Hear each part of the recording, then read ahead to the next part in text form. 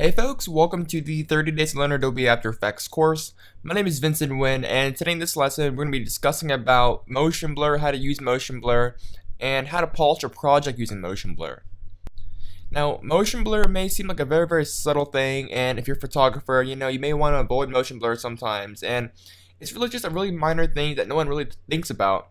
But in motion graphics, in visual effects, when you composite stuff in, motion blur plays a huge role in just blending in things together and kind of getting rid of all the imperfections and sharpness. So for an example here, I have this very basic motion graphics animation here, and it's just a ball kind of rotating around. If I do a quick RAM preview, so as you can see, it's just a ball moving around, and at first glance you may not notice anything wrong with it, but once you get more experience you'll realize that, hey, this looks really funny. I don't know what's wrong about it, but it just looks funny, and that's because there's no motion blur to it. So when you have really fast movement like this, you really want to add some motion blur because it gives you that distortion, that rapid distortion look that you get. And then you also get that nice motion blur trail or blur that you get when moving really fast. And as you can see, this looks really awkward and a little too crisp and sharp and perfect. So how do we enable motion blur for something like this? Well, I use an expression for this ball animation here. If I hit U on the keyboard, you can see that I had applied a wiggle expression to the position parameter. So that means it's going to move 4 times a second by 450 pixels around there each time. So we're actually creating the animation within After Effects. So because we're doing the animation in After Effects, we can actually enable the motion blur within After Effects' composition here. So I'm going to enable the motion blur for the composition. This enables the motion blur just for the composition. Now we can go into the individual layers here and enable motion blur for the ball. And right away you get the distortion already and you get the nice motion blur. So I'm going to do another quick RAM preview. And you can see that now we get that really nice motion blur, that nice trail and distortion that we get when moving really fast. And this will really simulate real life. Now, if you're doing visual effects and composite, it's the same exact thing. When you're filming something with the camera, you're probably going to get some motion blur. So you want to add that motion blur in to your 3D composited objects and such like that. So motion blur is very subtle, but it plays a huge role in just making things look a little bit better, blend in more, and just look more realistic. So as you can see with motion blur, this thing looks a lot more crazy with a lot more impact and speed. So, it just plays a huge role in it.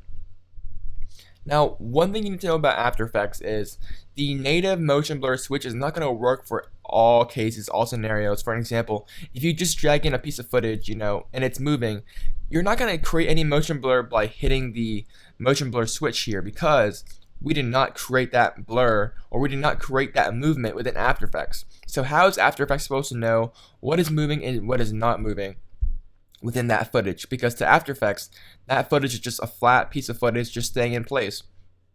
So we have something called CC Force Motion Blur, and that's just going to analyze and force motion blur on items. So we don't have to apply force motion blur to this because it's supported by the native motion blur, and we're actually creating it within After Effects. But let me just create a new composition here. We'll call this Shatter. We'll create a new solid here, and we'll call this one BG. We'll make it black, and that's just so I have a nice background in the back. And then I'll create a new text layer, and we'll call this one Shatter. And we'll bring up the align panel here with window, go to align, and we'll center this thing up. Alright, cool. Now I'm going to introduce you guys to a effect called CC Pixel Poly under simulations. I'm going to drag that effect onto the text layer here, and what it does is it shatters your text just like that. So I'm going to make a few modifications. I'm going to change the gravity to 0, and I'm really going to increase the force to about 300. That way things just shatter a little bit more here. Pretty cool, but as you may notice, it looks really awkward because there's no motion blur. Something is shattering just like this, and things look very sharp, and it doesn't look like we have a lot of force and impact even though our force is set to 300. So because we created this animation within After Effects and we use an effect in After Effects, we can just go into the motion blur, enable motion blur for the composition, and enable motion blur for the layer. And as you can see, nothing happens. Why is this? Well, it turns out that some effects do not support the native motion blur. So this is another clear example on why you would use CC Force Motion Blur, because it's going to analyze everything and force the motion blur into stuff that don't support it, such as effects like CC Pixel Poly or maybe even footage here. So I'm going to turn off the motion blur and I'm going to show you CC Force Motion Blur. And we just apply that onto our text layer. And as you can see, things just mess up. Why is that? Because CC Force Motion Blur wants things to be flattened down. CC Force Motion Blur has to analyze whatever you're applying it to. So since we're applying it to our text layer, it's just looking at our text layer. It's ignoring the CC Pixel Poly once again. So again, another clear example on why we need to pre-compose. We need to flatten things out. So let's go select our shader text. We'll go to Layer, Pre-compose, and we'll call this one Shader Comp. And then we want to move all attributes into the new composition because we want to move the CC Pixel Poly into the new composition so everything is nice and flat and we just have one plain flat composition. So After Effects is going to treat this composition just like a flat piece of footage.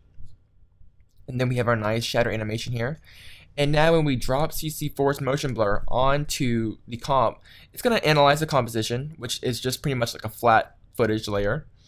And as you can see, we get these nice motion blur here.